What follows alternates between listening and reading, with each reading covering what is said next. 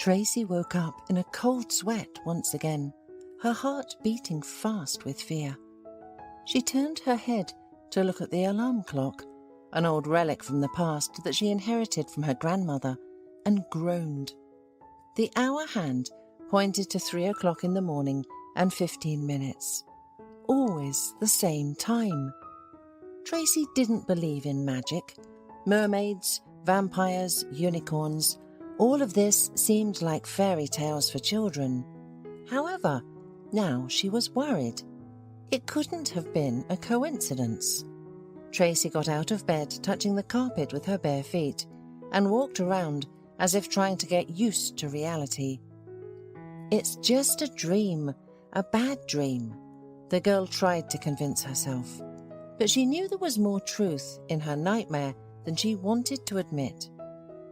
Unable to sleep, Tracy checked her friend list on social media and saw that her friend Viola was online.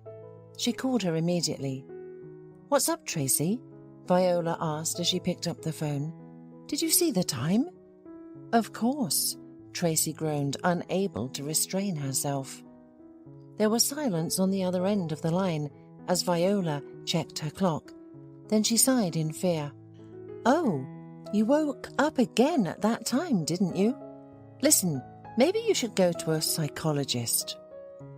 "And what should I tell her?" "You know, I have problems with sleep. Can you tell me what Uncle Freud thinks about this?" "Oh no. Let me give you a hint. Maybe the cause of insomnia and stress is hidden in the fact that this summer, me and my friends," Tracy started to say. Viola warned her angrily. "Shh, okay? I got it. It's a bad idea." Unlike her friend, Viola believed in unicorns and phone tapping. She even covered the camera on her laptop with plaster so that agents wouldn't spy on her. What business did agents have with a second-year student?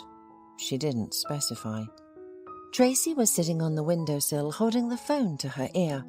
She pressed her forehead against the cool glass and looked out into the dark courtyard. "Listen, I have another idea," Viola said finally. "You won't like it, but don't refuse right away, okay? You know, I'll do almost anything to calm down," the girl said. "Even to go to a shaman in Africa." "You won't have to go that far, but you're almost right," giggled Viola. "There's a fortune teller living in the Green River village where my parents live. She cures any illness, I swear. There are such rumors about her in the village, it's scary. They say she talks to ghosts." "Oh yeah, all I need are ghosts," Tracy exclaimed in fear. "I don't want to talk to anyone." "I'm not suggesting that. Just ask her to get rid of your insomnia. My grandmother told me she could cure anyone. Some with advice, some with medicine made from roots and berries. I believe my grandmother. She won't lie," Viola said. "You have to bring her some groceries for her help. She doesn't take money. Sugar, cereals, pasta, that's okay." Tracy didn't know why she agreed to the adventure and the trip to the village, but in the morning she stood at the bus stop next to Viola, who was chatting happily. "First we'll cure you, and then we'll go to my family. My grandmother is pleased that we're coming. She's been making pies since dawn for sure." Tracy bit her cheek from the inside, envying her best friend. She didn't understand how Viola could behave so casually after what their group of 4 had done. However, she didn't dare to ask. They didn't talk about it at all. So Tracy kept a diary to share her experiences with someone. The fortune teller lived not in a gloomy hut, but in an ordinary house. However, the view from her window of the village cemetery gave it a sinister charm. The owner of the house greeted her guest and sat her on a low bench before returning to her business, cooking soup or a potion. Tracy sniffed the smell of the broth and realized that it was soup. It was unlikely that the tincture would smell like chicken broth. Well, tell me, what burden did you bring with you? I see it's hard for you. You're leaning towards the ground, the old woman said without turning to Tracy. A girl, afraid of speaking too much, complained to a fortune teller about her sleeplessness. I wake up every night at the same time. At first it scared me, but now it's driving me crazy, she confided. What happens at that time? The old woman asked, glancing at her. Tracy looked away. You won't say? Chuckled the old woman. Okay, don't speak, but if you want to sleep, you must bury your past. How? Tracy asked, frightened. The old woman tasted the soup, smacking her lips in approval. There's a ritual. Take things that are connected to your thoughts and trouble your soul. If your groom left you at the altar, take the ring he gave you. If you don't have anything, then the pages you've poured your soul out onto will do. Paper, as you know, takes everything. The old woman looked at the guest so attentively that Tracy involuntarily shuddered. She pictured her diary in her backpack. No, the fortune teller couldn't have known about the notebook, but for some reason, Tracy felt otherwise. Shivers ran down her spine. What should I do then? Tracy asked, trying not to tremble under the old woman's gaze. Go to the cemetery after midnight. The old woman nodded towards the window, where crosses could be seen. Bury the things and sprinkle them with cemetery earth, and say goodbye to your past. Then it will let go of you. Go alone, leave your friend at home. But there's one important part. You can't bury it just anywhere. You have to go where the old graves are. You'll know where you need to go. Your feet will lead you. When you find the abandoned, overgrown grave, stop there to bury the past. Tracy paid the fortune teller in groats and canned food for such unusual advice. She went out to her friend, who was cracking seeds by the fence and impatiently looking towards the house. Well, what's there? Viola asked, burning with curiosity. Tracy shrugged, regretting that she had refused the help of a psychotherapist. On the other hand, he wouldn't have taken buckwheat with rice for a session. Tracy told everything to Viola. She listened carefully, nodding enthusiastically. Let's go today, okay? Where? Tracy was surprised. To the cemetery, at night. I already have nightmares. Maybe that's enough for me. Come on, where's your praised skepticism? Don't be afraid, I'll go with you. You can't, I have to go alone. Tracy sighed. When the stars scattered across the sky, Tracy gathered her courage and went to the cemetery. All the way she grumbled to herself that she was doing something stupid. You, Tracy, are studying to be a biologist. You're almost 20 and you're doing stupid things. Go back home, better. Despite her grumbling, Tracy entered the land of the dead. There she walked forward, turned a couple of times and didn't notice how she ended up in the forest. In front of her was an old grave, overgrown with grass. A sad marble angel leaned over it. Tracy involuntarily remembered the old woman's words, that her feet would lead her to the right grave. The girl shuddered, either from the cold or from horror. She took out her diary and a small shovel borrowed from Viola's grandmother's garden. Digging up the ground, she put her past in the pit and covered it with earth. When Tracy returned home, Viola was already snoring. The girl, after washing up, fell onto her assigned spot and fell asleep without a bad dream. Tracy didn't know what exactly caused her long sleep. Maybe it was the rural air, sweet and fragrant with herbs, or the fact that she was tired during the day. Or maybe it was because she buried her past, as the fortune teller advised her. However, when she opened her eyes, the sun was high. The villagers had long been awake, and the aroma of fried pancakes was coming from the kitchen. Tracy almost burst into tears, realizing that she hadn't woke up at 3 in the morning. She decided she wouldn't look for the reason. She was just happy that she rested. 7 years had passed since that strange but life-changing trip to the village for Tracy. She graduated from college and worked for a pharmaceutical company. Recently, Tracy got married. Her husband, Paul, was an entrepreneur. She rarely spoke with friends from youth. Adult life separated them into families and work offices. Viola became a successful actress. Michael, with whom Tracy was dating at the time but broke up because of a dark secret, owned a chain of cafes. Brian led a quiet life. He was a family man and a military man. The man had 2 sons. And then one day, the group of friends reunited, but the occasion was not a happy one. They all gathered at Viola's apartment. She threw a letter on the table. Did anyone else receive such a letter? The actress frowned. They're blackmailing me, like in the stupid horror movie. I know what you did last summer. They're threatening to sell information to journalists, drain the lake, and ruin my career. I got one too. Michael nodded grimly. They're demanding a lot of money for their silence. I didn't get one, Brian said, surprised, and then laughing. But I don't have any money either.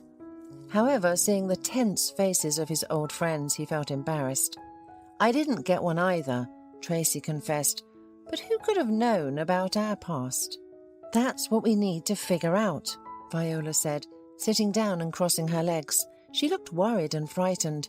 She did not want to move from the society columns to criminal reports.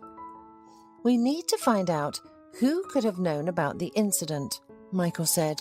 Did any of you tell anyone? Your spouse, lovers, I don't know, the priest in confession? Everyone shook their heads in denial. Tracy bit her lips, thinking about the question. She had never talked to her husband about it, but Paul knew she had a secret that tormented her. Yes, she had gotten rid of insomnia and nightmares, but they sometimes returned, especially when triggers appeared in her life. Once, after another attack, she even joked that it was time for her to go to the grave with the angel again. Her husband then listened to her crazy story with interest. Remembering it now, Tracy thought about her diary. She still kept diaries because they helped her calm down and served as a form of therapy. I, Tracy, was going to tell about her husband, but changed her mind about involving him. I didn't tell anyone, except, do you remember, Viola, that I buried my diary? Well, in the village where your grandparents lived. If someone found it, do you remember, Viola, that I buried my diary? Well, in the village where your grandparents lived. If someone found it, they could find out the truth. But only you and I knew about the diary and its contents. And maybe the fortune teller, of course. Do you think she dug up the grave and decided to blackmail us? Viola snorted. Like, I'll take the money and go to Las Vegas casino for the last time. Tracy shrugged, but Brian did not dismiss this version.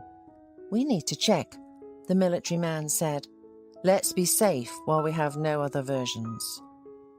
It was decided that Tracy and Michael would go to Green River Village, while Viola and Brian stayed in the city. The girl thought she wouldn't find her way to the right grave. However, she came to the same tombstone at the edge of the cemetery in the forest. A sad angel stood over the grave. Tracy dug up the soil but found nothing. The girl became cold and sat on the ground. It's my fault. I don't know how, but someone found out about the diary. And how could the paper have survived at all? They recently dug up a newspaper that was 70 years old, Michael said sadly. And don't blame yourself. We got into this mess together, and we'll get out of it together. That sounds like a phrase from some blockbuster, the girl laughed. Michael smiled too and extended his hand to help her up from the damp soil. They wanted to go back since the sun was already setting. But suddenly they heard screams from under the ground, then strong muffled blows, as if someone were pounding on the lid of a coffin from the inside. Tracy and Michael looked at each other. Fear and shock reflected on their faces. They didn't believe what they were hearing. "Please tell me I'm hallucinating, and you don't hear someone trying to get out of the grave," Michael whispered. "Then I'm hallucinating too," a pale Tracy muttered. "Help!" They heard a voice from under the layer of cemetery soil. "People, help!" The voice was muffled and the words were hard to make out, but the message was clear. Michael went to the voice and Tracy, frightened, followed him. "Look, the soil here is very loose," the young man said when they arrived. Michael and Tracy began to remove the soil with their shovels. Layer by layer, they dug up the grave. The voice from under the ground did not stop asking for help. Fortunately, the coffin was not buried deep, so the friends reached it quickly. They cleared to the ground and opened the lid. Soil fell on the man who was lying inside. He was alive, only scared. After spitting out the soil and rubbing his eyes, the man rushed towards Tracy and Michael. He did it so fiercely that Tracy, screaming, fell to the ground and covered her face with her hands. Michael, on the other hand, aggressively intervened between her and the unknown person they saved from the grave. "Damn it, don't be afraid. Let me hug you," the man chuckled in a bass voice. He pulled Michael and then Tracy, who were both surprised, towards him. He gave them suffocating bear hugs and kissed them firmly on the cheeks. He laughed, thanking his rescuers. "From the bottom of my heart, guys, from the bottom of my heart, you two saved me. This place is so remote. No one would have found me here. My so-called buddies buried me alive. Can you believe it? We didn't agree on something." He moaned, and then, like a genie released from a magic lamp, began promising to fulfill any cherished desires. "What do you want? Money? A car? Maybe you have enemies. So I can bury them right here on the spot." Tracy shook her head in horror, but Michael suddenly became happy. "Listen, someone is blackmailing me. I have no idea who it is. I can't go to the police. Can you find out who it is?" The man scratched his chin and nodded. "For you, I'll dig them up from under the ground." Then he paused and laughed again. "Got it? From under the ground? Just like you saved me." The new acquaintance turned out to be a powerful bandit named Rick, but he was a very cheerful and charming bandit, and he kept his promise. They set a trap for the blackmailer. They put the money in a bag and left it under a bench in the park. But the blackmailer couldn't get far. Rick's friends were standing at each park exit. They quickly caught the person with the coveted burden.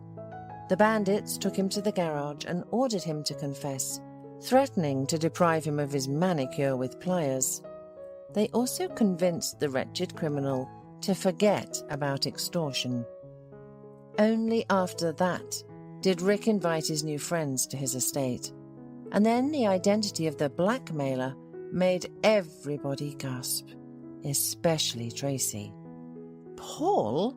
The girl was astonished, looking at her battered spouse. "But how? Why?"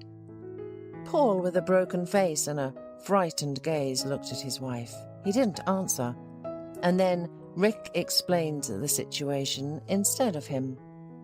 "Your husband has big problems with his business. He's in debt, so he wanted to make money off your friends. Then he planned to run away with his mistress. He even bought tickets to Cuba.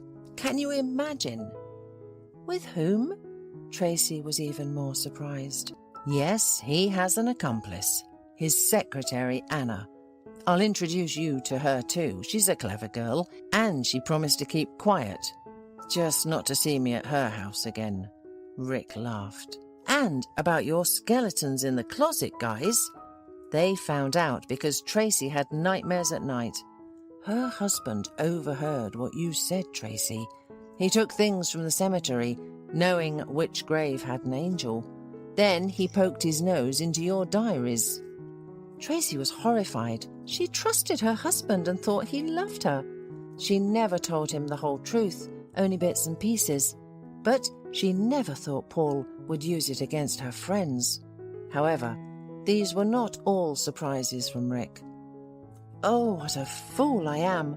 I haven't told you the most important thing yet. This scumbag," he poked Paul's shin with the toe of his shoe, "offered to share with us the money and told us what he had read in the diary."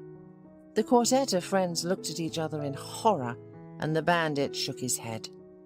"No, don't worry," the man smiled.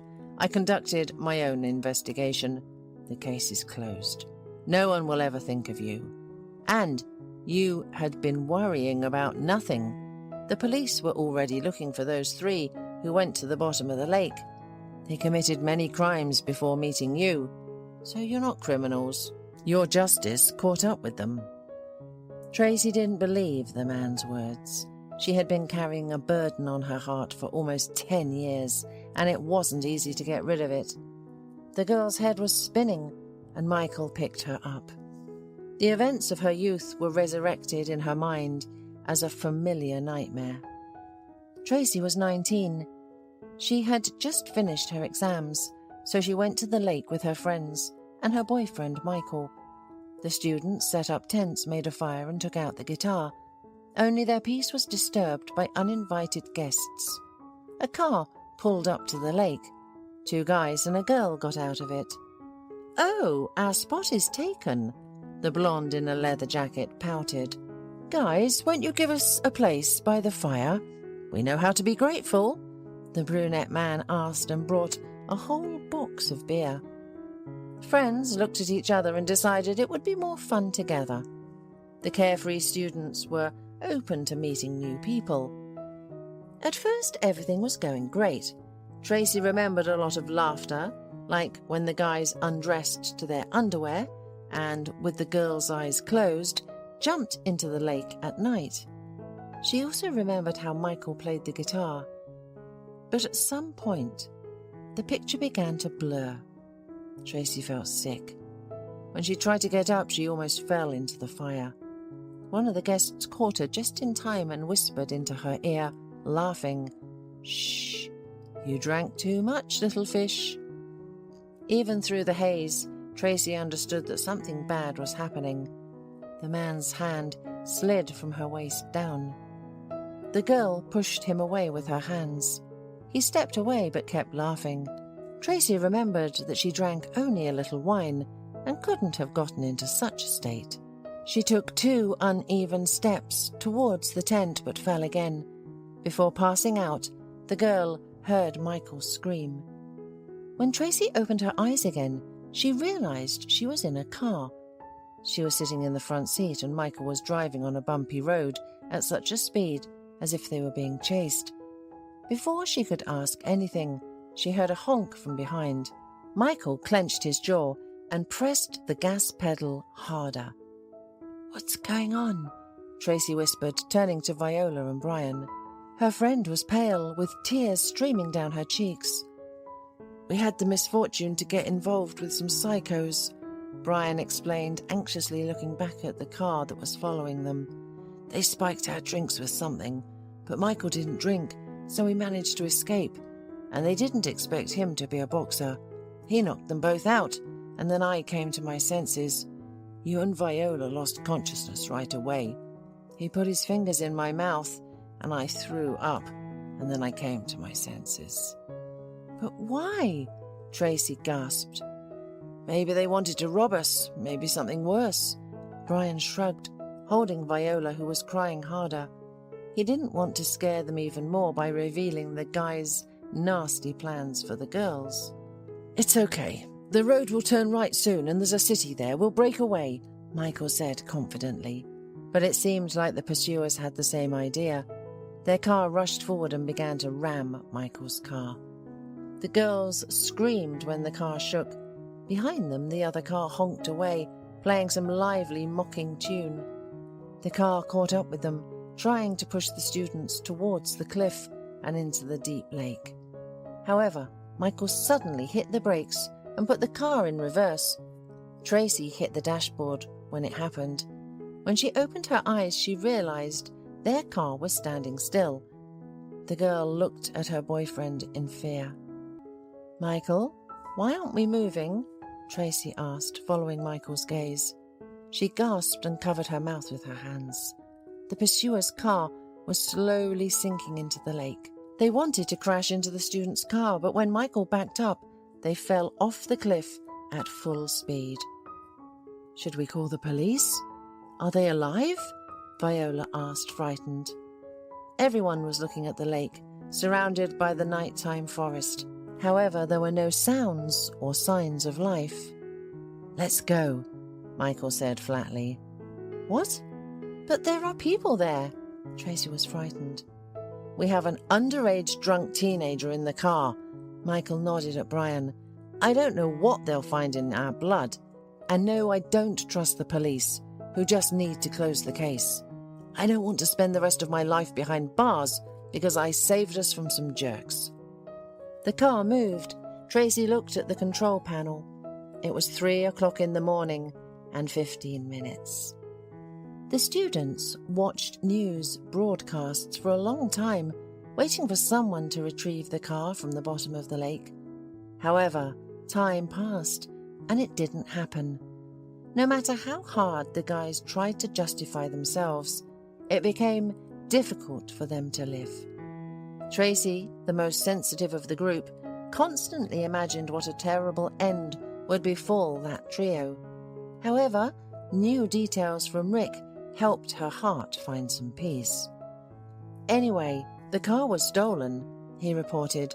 "They killed the owners. The news didn't talk about it because one of the guys was the son of a local politician.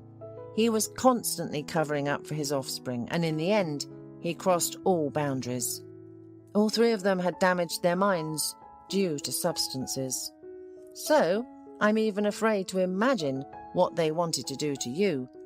And the deceased's father was looking for you, by the way. It's a miracle he didn't find you, or you'd be in trouble. But now, he's also in another world. So you have nothing else to fear." They discussed the past and everything Rick had managed to find out for a long time. With each new word, Tracy calmed down. But there were still many difficulties ahead, such as divorce from her husband. However, there was also a lot of good. After all, Michael was hugging and comforting her now. Viola and Brian were together again. Tracy was sitting in the arms of her student love, and suddenly she realized that there was nothing obvious in this world. A bandit can become your friend.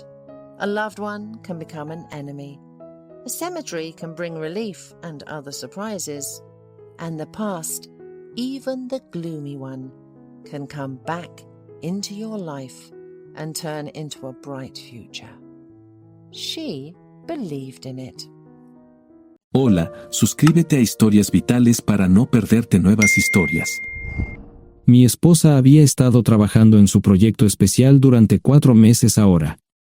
No era su proyecto personal, pero ella era la persona principal y responsable de su éxito. El proyecto estaba diseñado para salvar a su empresa, Bixler Enterprises. Los últimos 4 meses habían sido difíciles porque se vio obligada a trabajar duro. Era importante tanto para ella como para la empresa. Había una buena posibilidad de que Bixler Enterprises quebrara si el proyecto no se completaba. Sara tenía una licenciatura de Albrecht y un MBA de Wharton. Era la más inteligente de la familia. Yo empecé a trabajar como mecánico de autos justo después de la secundaria y después de 21 años seguía siendo mecánico de autos. No me importaba porque me gustaba el trabajo y pagaba bien. Era suficiente para pagar la universidad de Sara y criar a 2 hijos. No vivíamos lujosamente, pero estábamos bien. Los niños ya se habían mudado, y las cosas iban bastante bien con nuestros ingresos. Sara quedó embarazada 3 meses después de casarnos a la edad de 18 años. Durante los primeros años de nuestro matrimonio, vivimos con mis padres. Ellos tenían una gran casa vacía ya que 4 de mis hermanos se habían mudado. Eso significaba que teníamos una niñera mientras Sara completaba sus primeros años de universidad. Debido a 2 embarazos, la carrera de 4 años le llevó 6 años completarla. Fue difícil, pero lo logró. Siempre tuve trabajo y nunca me faltó trabajo extra si lo necesitaba. Después de que Sara se graduó de Wharton, alquilamos nuestro propio lugar. Tuvo ofertas de trabajo de varias empresas grandes, pero todas requerían que nos mudáramos. A mí no me importaba, pero Sara quería quedarse cerca de casa. Por eso decidió trabajar en Bixler Enterprises. Pagaba bien, pero lo más importante, le daba responsabilidad y la oportunidad de avanzar. Sara era una empleada trabajadora y dedicada. La presentación es el jueves en el Hotel Thyssen en Filadelfia. Tomé unos días libres en el trabajo para ayudarla según fuera necesario. Al final, todo lo que logré fue hacerle algo de comer cuando llegaba a casa. No sabía nada sobre su trabajo, ni tampoco quería saber. Los negocios corporativos de alto nivel me aburrían. Empresarios de Europa, Asia y América del Sur venían aquí, la empresa pagaba sus boletos de avión y proporcionaba habitaciones en el Hotel Thyssen mientras estaban aquí. Era caro como el infierno, y por algunas cosas que Sara había dicho, la empresa estaba sobreestimando sus finanzas. Su presentación era importante para ella, para la empresa y para más de 200 empleados. Hasta el martes por la noche, todo iba bien. Sara llegó a casa con un traje nuevo, un traje gris con una blusa blanca. Desplegó todo lo que necesitaba en la cama de la habitación de invitados. Cuando se trataba de la limpieza de la casa, ella era normal, pero cuando se trataba del trabajo, era meticulosa. No entendía por qué necesitaba sacar su ropa interior de lujo, pero no dije nada. Además de su traje para la presentación, tenía varios vestidos de cóctel lindos para eventos sociales antes y después del evento. Siempre había evitado tales eventos, pero me sentía obligado a ir con ella si ella quería que lo hiciera. Me agradeció la oferta, pero dijo que no era necesario. Todos los materiales y equipos que necesitaba estaban guardados ordenadamente en el maletero de su Volvo. Antes de salir del trabajo, ella misma conducía el coche para asegurarse de que todo estuviera en perfectas condiciones. Tenía todo el día miércoles para prepararse y toda la noche del miércoles para socializar con sus invitados. Sara era tan buena en lo que hacía que sentía que habría sido mejor si simplemente me hubiera mantenido alejado de ella. Finalmente, había terminado.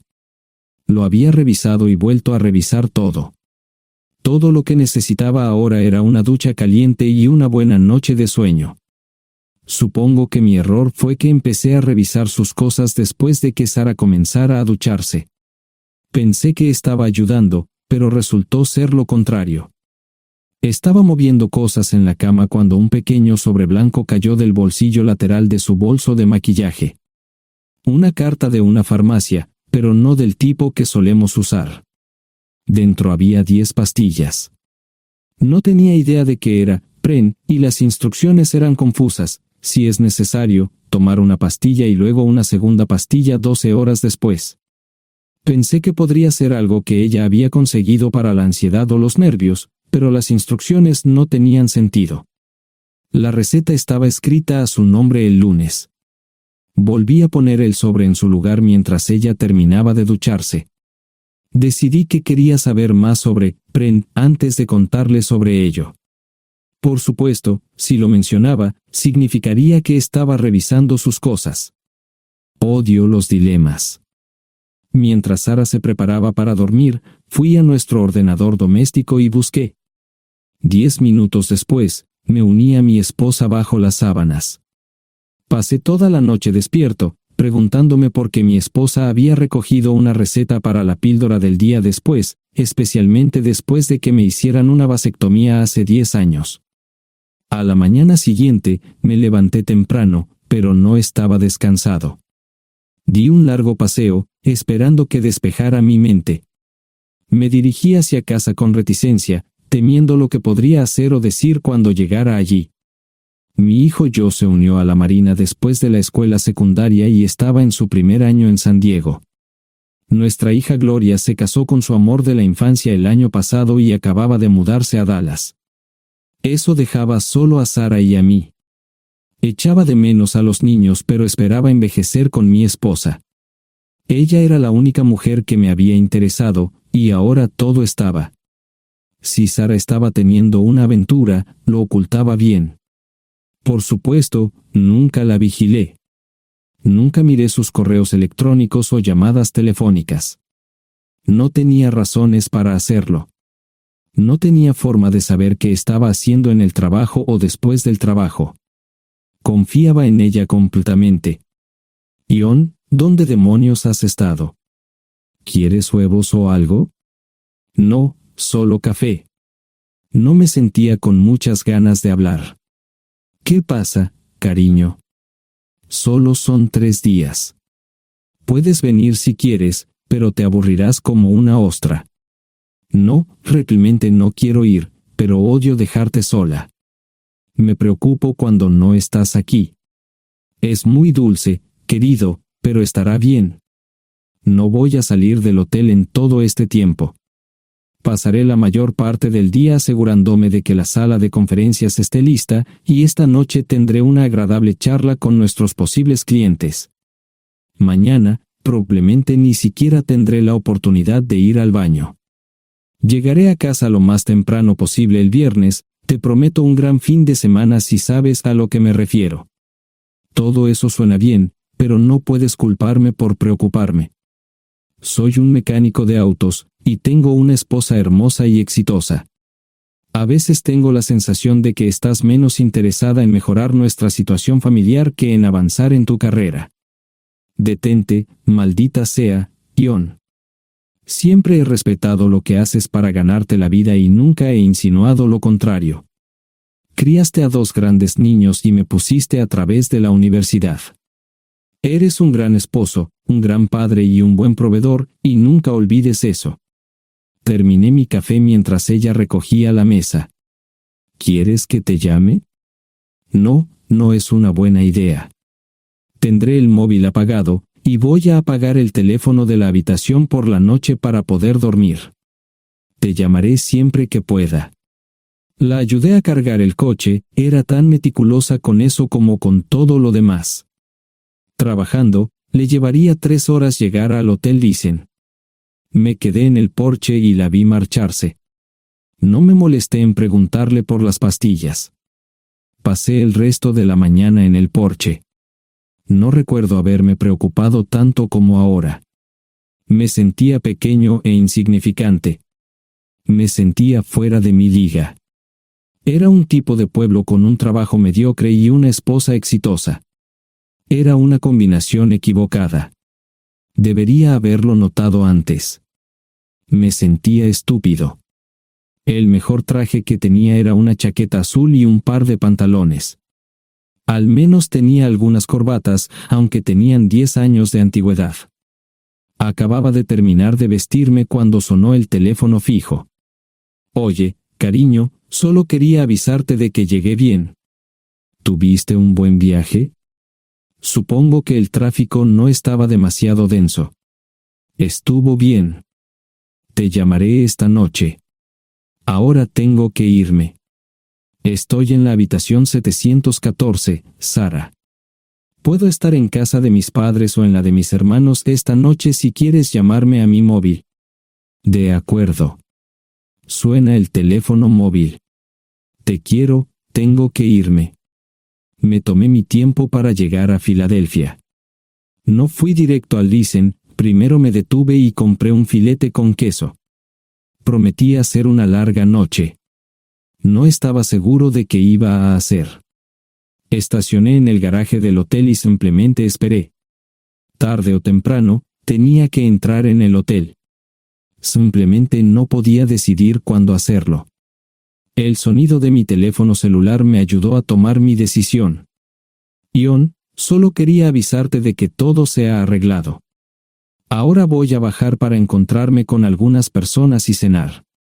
No olvidaste nada, ¿verdad? No, todo está bien. Tengo todo en mi habitación para mañana. ¿Necesitas algo? No, Ion, relájate. Voy a apagar mi teléfono. Te llamaré mañana por la mañana. ¿De acuerdo? Ríe, diviértete. No es divertido, Ion, es trabajo. No parecía estar demasiado fuera de lugar. El vestíbulo, el restaurante y las salas de conferencias estaban llenos de gente, así que pude pasar desapercibido. Había un folleto pequeño y bonito que mostraba el diseño de todas las habitaciones del hotel. Me paseé por las diferentes habitaciones y me detuve en las paredes, mirando alrededor entre la multitud. No tenía ni idea de qué haría si Sara me veía. Lo averiguaría si y cuando eso sucediera. Encontré un tablero de eventos que enumeraba todas las habitaciones que estaban siendo utilizadas por los diversos grupos. Bixler Enterprises no tenía habitaciones disponibles para el miércoles por la noche. Esto me pareció interesante. Sara había dicho que no iba a salir del hotel, pero ahora no estaba tan seguro de eso. Había 3 comedores, familiar, informal y de alta cocina. A Sara no le gustaba mucho cenar con niños, así que fui primero al comedor informal. Solo me llevó 5 minutos asegurarme de que no estaba allí. Tuve mejor suerte en el salón gourmet, era una acogedora mesita encajada en la esquina, el tipo de mesa que la gente reserva para tener un encuentro privado. Sara llevaba un vestido de cóctel negro con un escote pronunciado y perlas, se veía elegante y su acompañante parecía apreciarlo. Conocía a algunas personas con las que trabajaba Sara, y él no era una de ellas. Me resultaba familiar, pero no había forma de que pudiera recordarlo. Había muchas sillas libres, así que no tuve problemas para cruzar la sala. Había velas y pequeños candelabros de cristal en las mesas. Apagué la mía y le dije al camarero que me molestaba por el glaucoma. Pedí el plato de pollo de siempre y me acomodé. El camarero me sirvió el café por tercera vez. Disculpe, el tipo en la mesa de enfrente me parece muy familiar. ¿Sabes quién es? Sí, ese es Malcolm Eugene Foote. Es miembro del Consejo Municipal, se espera que se postule para el Congreso en los próximos años. ¿Es esa su esposa con él? Es muy bonita. No, esta es la primera vez que la veo. Siempre usa esa mesa para señoras especiales, si me entiende. Simplemente le sonreí y pedí la cuenta. Nunca había visto a Sara tan sensual con un hombre antes. Parecía captar cada palabra que decía, como si fuera Dios o algo así. No estaban haciendo nada inapropiado, pero tampoco era platónico ni profesional. Cuando me fui, estaban terminando su segunda botella de vino. Ahora entendía por qué se había llevado su lencería elegante. Me acomodé en una esquina del vestíbulo para que no me vieran. 10 minutos después, salieron del restaurante. Ella le tomaba la mano mientras caminaban por el vestíbulo hacia el ascensor. Observé cuidadosamente los indicadores de piso, que el ascensor se detuviera en el tercer piso era una buena señal, significaba que no lo había llevado a su habitación. Era una mala señal cuando el ascensor no llegaba al 7º piso, significaba que ella fue a su habitación. Por si acaso me equivocaba en algo, me senté en el vestíbulo y observé el ascensor durante 1 hora. La gente entraba y salía, pero Sara no estaba entre ellos. Saqué mi maleta vacía del coche y me dirigí al mostrador de recepción. Aunque podía demostrar que era su esposo, me costó trabajo conseguir una tarjeta llave. Se dieron después de llamar a la habitación, pero nadie respondió. Finalmente, estaba en camino a la habitación 714 con la tarjeta llave. Ni siquiera encendí las luces al principio, simplemente me senté en la oscuridad de la habitación durante más de 1 hora. No fue difícil asegurarme de que no regresara a la habitación. Primero, empacé todas sus ropas y pertenencias personales. No dejé nada atrás. Revisé el paquete de Preven, todavía quedaban 10 pastillas en el tocador. De manera muy ordenada, estaban todos los artículos que necesitaría para su presentación al día siguiente. Comencé a llenar la maleta. Había 24 carpetas promocionales especialmente encuadernadas y otras 20 carpetas regulares, todas ellas fueron a la maleta. Un proyector digital fue lo siguiente, seguido de una computadora portátil. Tomé su bolso y su celular, que había dejado en la habitación, todo lo que tenía consigo era un bolso de mano y probablemente un tubo de lápiz labial. Di una vuelta por la habitación tan cuidadosamente como lo hizo ella para asegurarme de no perder nada. Una vez satisfecho, dejé las llaves del coche y mi anillo de bodas en el tocador. Aparte de esos dos objetos, la habitación estaba completamente vacía. El ascensor se dirigió directamente al estacionamiento, no tuve problemas para llevar 2 maletas, y 20 minutos después, estaba en la autopista rumbo al norte. Pasaban las 3 de la madrugada, no tenía idea de que había pasado tanto tiempo. 1 hora o 2 después, sonó mi teléfono celular, la identificación de llamadas mostraba el número del Listen. ¿Ion? Sí, ¿dónde estás? Estaré en casa pronto. Eso fue todo lo que dije. Hubo silencio en el otro extremo de la línea. Los vendedores tienen un viejo dicho, el primero que habla pierde. Pareció una eternidad antes de que ella hablara. Ion, lo siento. No preguntó nada y simplemente colgó. Apagué mi teléfono, era obvio que había regresado a su habitación. Más tarde ese día, tenía que dar una presentación que salvaría a su empresa y le daría un ascenso. Metí las maletas en el desván del garaje. Sara nunca iba allí y nunca pensó en buscar algo allí. Por supuesto, en este punto, estoy bastante seguro de que no importaba. Primero, recogí todas mis ropas y pertenencias personales. La mayoría de los hombres tienen sus propias herramientas, generalmente es un requisito para el trabajo. Pasé por la tienda, cargué las mías en el Subaru y recogí mi último cheque de pago. Para entonces, los bancos ya estaban abiertos, no tuve que hacer ninguna manipulación financiera complicada. Simplemente retiré todo el dinero de mis cuentas. Almorcé en Hagerstown, Maryland. Tenía suficiente dinero para vivir durante unos años, pero sabía que estaría buscando trabajo muy pronto. Sara y yo éramos parecidos en eso de que a ambos nos encantaba trabajar. La voy a extrañar. Pasé un par de horas en las cuevas del Uray y alquilé una habitación cerca de Whitewell. No tenía idea de qué iba a hacer. Era sábado, y me encontré sentado en el acuario de Chattanooga, observando la naturaleza que nunca había visto antes. Pasé unas horas simplemente relajándome y decidí que era un buen lugar para estar. Compré un pase anual para el acuario y, para la hora de la cena, tenía un lugar donde quedarme. Era un remolque móvil en el parque, pero estaba amueblado y era económico. No necesitaba mucho. La primera cosa que haría el lunes por la mañana sería conseguir un trabajo. Un buen hombre de mantenimiento siempre puede conseguir un trabajo, especialmente si está dispuesto a trabajar duro. Podría permanecer discreto hasta que fuera el momento de renovar mi licencia de conducir o las etiquetas del coche. Me preocuparé por eso cuando llegue el momento. El domingo por la tarde, llamé a Gloria. Me sentí obligado a informarle sobre lo que estaba sucediendo, pero Sara ya se lo había contado. Fue bastante franca con Gloria sobre lo que había pasado. Dijo que había engañado, que la sorprendí, que me fui y que ella perdió su trabajo. Me sentí mal porque ella perdió su trabajo, pero ese era el precio que tenía que pagar. Le pedí a Gloria que le dijera a Josh lo que estaba sucediendo la próxima vez que hablara con él. También le dije que la llamaría aproximadamente una vez al mes para verificar cómo iban las cosas. No le dije dónde estaba. Para el mediodía del día siguiente, tenía un trabajo. En realidad, estaba a poca distancia del parque de remolques, con el Waffle House a mitad de camino. ¿Qué más podría querer un hombre? No sé cómo manejaron el papeleo, pero me estaban pagando $20 por hora sin hacer preguntas.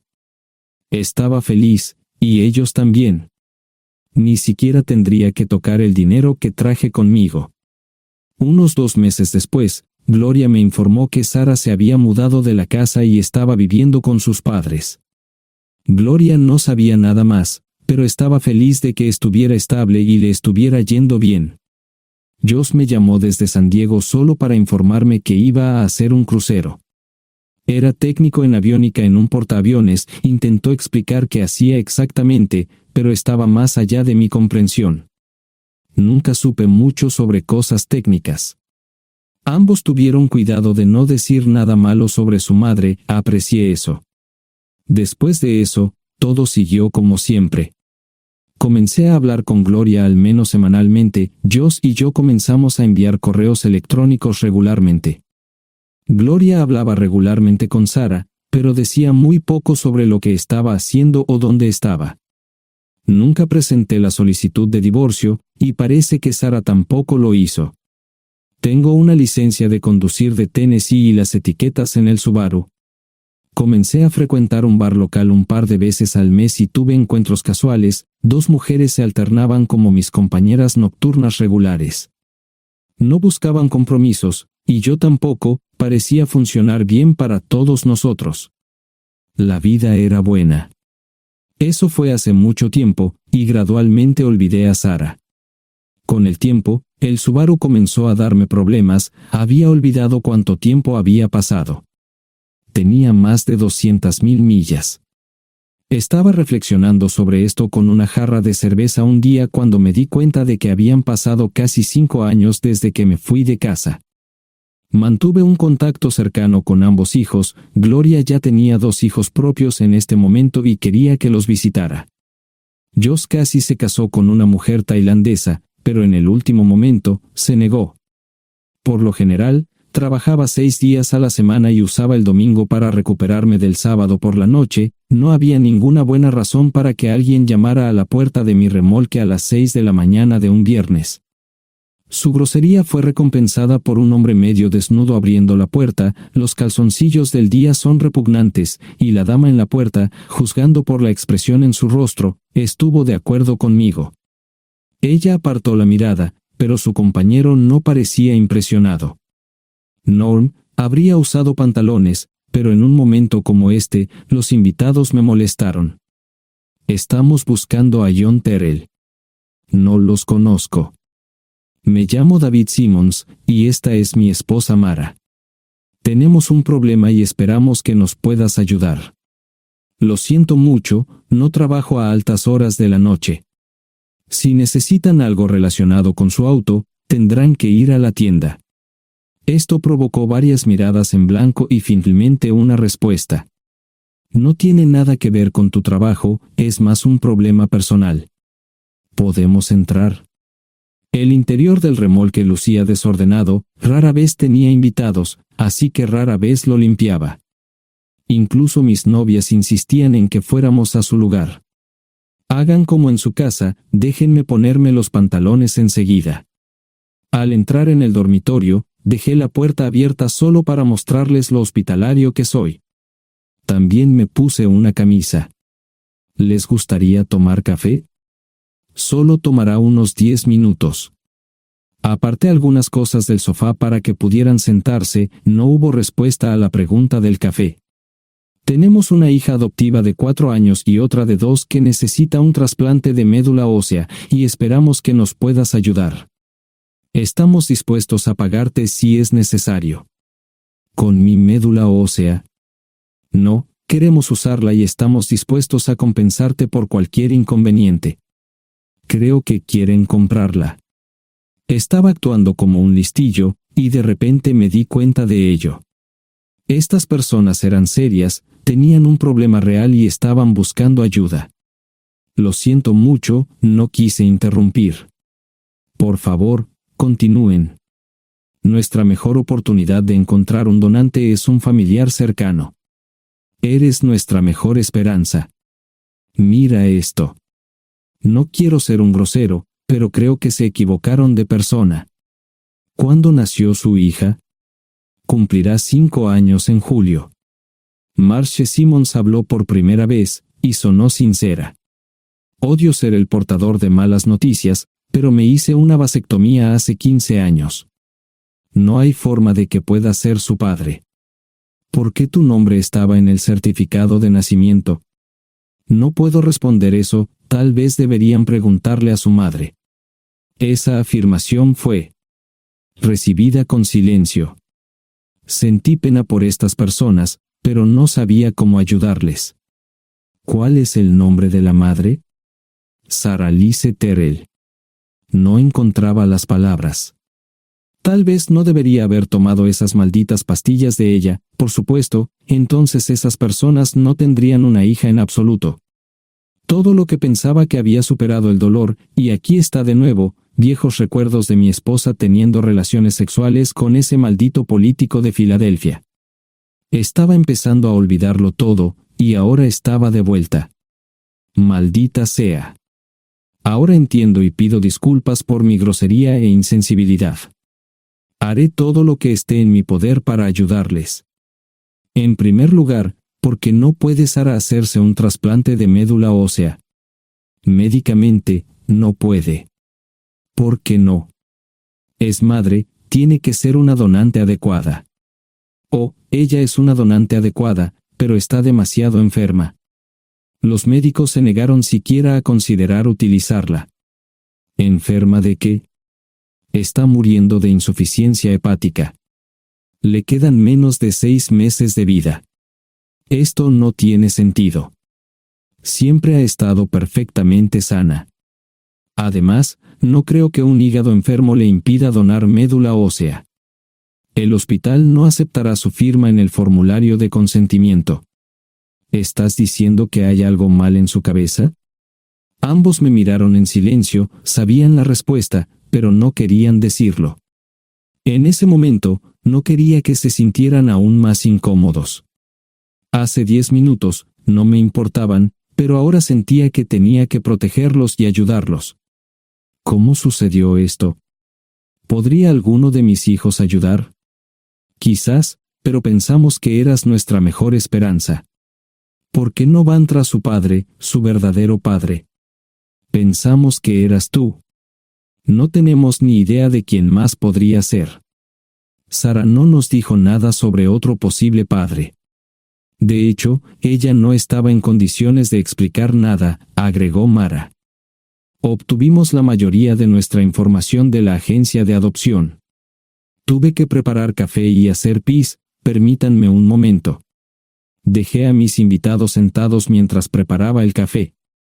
Solo tomó unos minutos. Mientras se preparaba, fui al baño, algo que necesitaba hacer urgentemente. Traté de ser discreto, ya había avergonzado lo suficiente a Mara. ¿Dónde viven? En Westchester, Pensilvania. Les haré una oferta.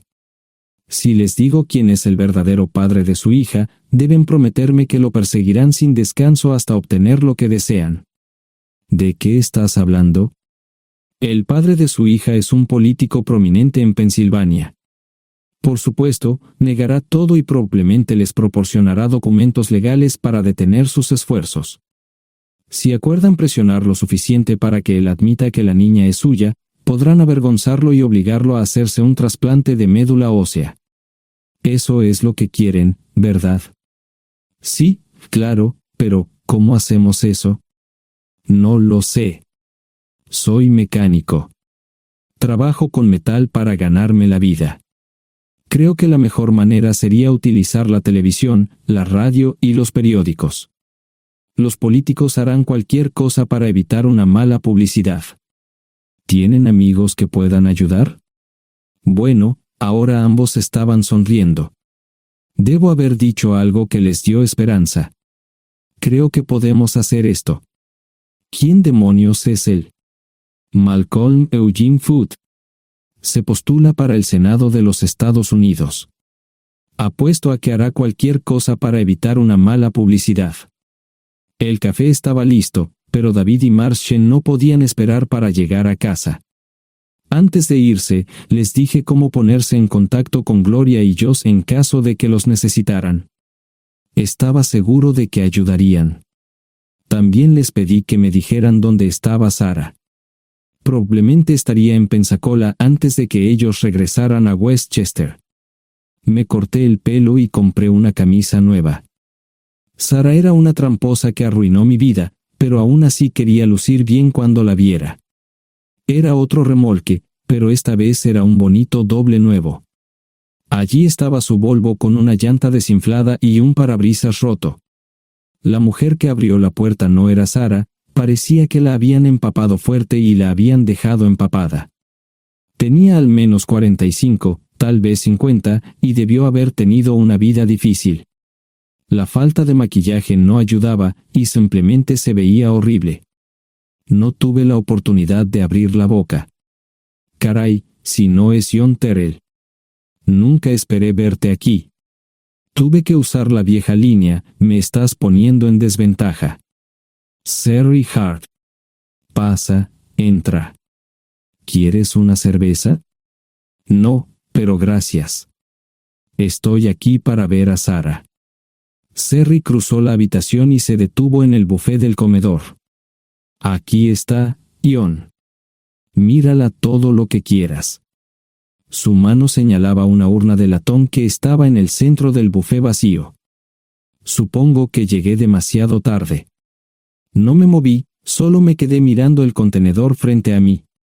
¿Puedo tomar una cerveza ahora? Sarah se mudó a Pensacola después de dar a su bebé en adopción.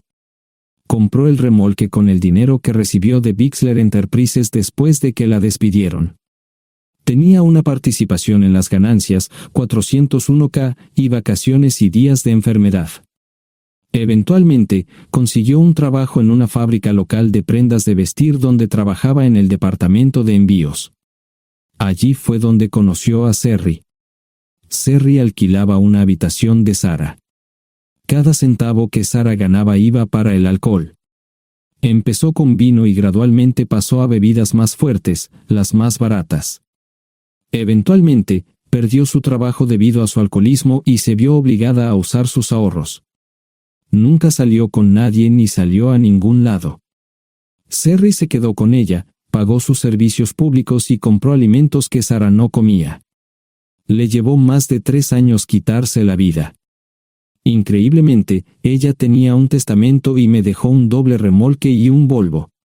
Serry explicó que Sarah estaba tan angustiada por lo que había hecho que simplemente se rindió. No intentó evitar el embarazo ni siquiera terminarlo. La adopción se había arreglado meses antes de que naciera el bebé. Nunca volvió a trabajar, excepto en los trabajos clandestinos que hacía mal. Serry dijo que Sarah no parecía tener ambición ni propósito en la vida. Sarah hablaba mucho de mí pero tenía miedo de intentar contactarme. Gloria le dio mi número, pero nunca me llamó. Era como si su aventura de una noche la hubiera lastimado más a ella que a mí. Estuve allí durante 2 semanas y luego vendí el remolque de Serry por $1 y obtuve $3,000 por el Volvo. 2 días después, estaba en Westchester visitando a mis nuevos amigos David y Marche. Malcolm Eugene Foote resistió al principio, pero David y Marche lo presionaron hasta que cedió. Insistió en pruebas de ADN, que demostraron que era el padre.